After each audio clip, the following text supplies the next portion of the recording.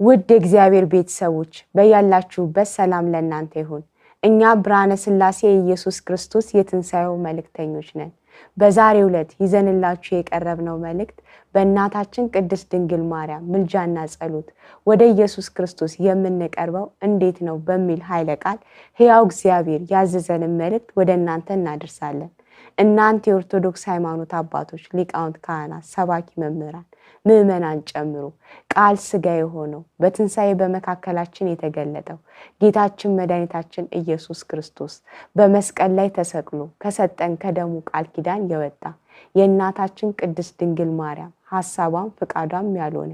በሃይማኖት ሽፋን እመቤታችን ቅድስት ድንግል ማርያም በፍርድ ሰዓት ምሕረት እናገኛለን፣ ገነት ታስገባናለች እያላችሁ ዛሬ በየመጠጥ ቤቱ በመገኘት እየተጠጣ እየተሰከረ እየተጨፈረ በመዳራት እርስ በርስ በመከራከር በመጣላት የምትመትቱ የምታስመትቱ የምትጠነቁሉ የምታስጠነቁሉ ጣዖትን የምታመልኩ ሁሉ ግን የማርያም ወዳጅ ነን እያላችሁ በከንቱ ውዳሴ ማርያም ቤዛ ናት፣ ማርያም ብርሃን ናት፣ ፀሐይ ናት፣ በወርቅ ጫማዋ ውሻ የምታጠጣ 78 ነፍስ የገደለውን በለሐሰብ በጥላዋ ከልላ ገነት የምታስገባ መርገምት የሌለባት ከፍጥረት የተለየች የሚመስላት የሌለ በምልጃዋ እንድናለን የምትሉ ሁሉ ይህ ድርጊታችሁ በእናታችን በቅድስት ድንግል ማርያም ላይ እንደ ማፌዝ እንደ መቀለድ ነው። እመቤታችን ቅድስት ድንግል ማርያም የጠንቋይ የመተተኛ የነፍሰ ገዳይ ተባባሪ አስተባባሪ አይደለችም።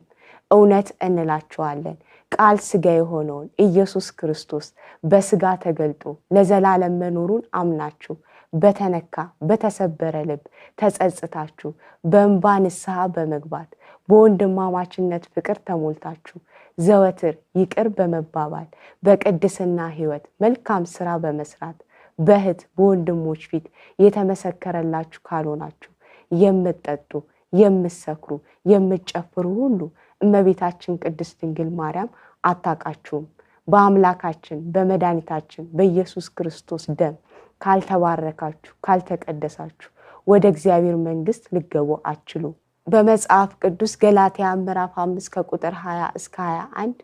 ጣዖት ማምለክ፣ ሟርት፣ ጥል፣ ክርክር፣ ንዴት፣ ስካር፣ ዘፋኝነት እንደነዚህ ያሉትን የሚያደርጉ የእግዚአብሔርን መንግሥት አይወርሱም